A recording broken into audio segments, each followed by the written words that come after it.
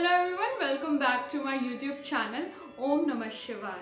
मैं आप लोग के साथ फिर से एक बहुत ही इंटरेस्टिंग सी स्टोरी शेयर करूंगी। तो चलिए जानते हैं क्यों भगवान विष्णु ने माता लक्ष्मी को शाप दिया था। भागवत पुराण के अनुसार एक बार भगवान विष्णु वैकुंठ लोक में माता लक्ष्मी के साथ विराजमान थे। उसी समय उच्च शवा नामक अश्व पर सवार होकर रेवंत का आगमन हुआ। यह वही अश्व था जो समुद्र मंथन से प्राप्त हुआ था। 7 सिरों वाला यह श्वेत अश्व सभी लक्षणों से युक्त अत्यंत सुंदर था। माता लक्ष्मी इस अनोखे अश्व पर मोहित हो गईं और उसे एकटक निहारने लगी। भगवान विष्णु के माता लक्ष्मी को कई बार पुकारने पर भी माता लक्ष्मी का ध्यान भगवान विष्णु पर नहीं गया।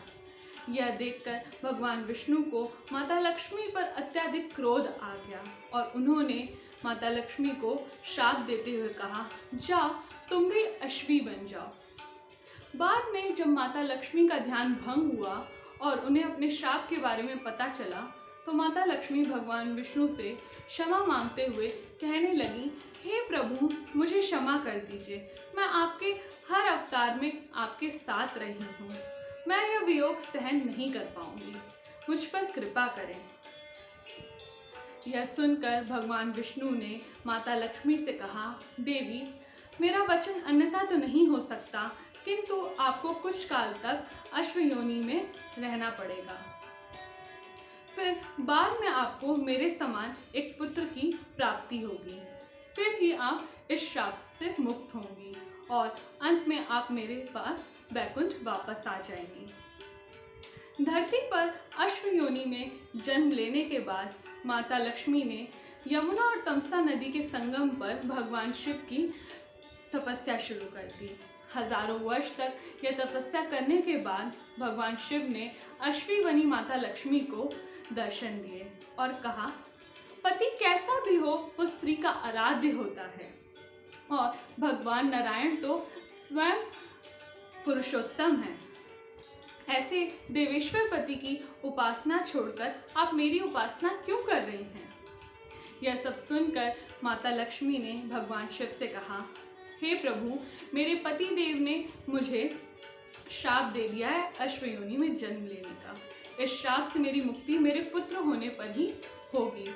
हे प्रभु, यह पर कैसे संभव है? यह सब सुनने के बाद भगवान शिव ने माता लक्ष्मी को मनोकामना पूर्ति का वरदान देते हुए कहा, आपकी इच्छा अवश्य पूर्ण होगी।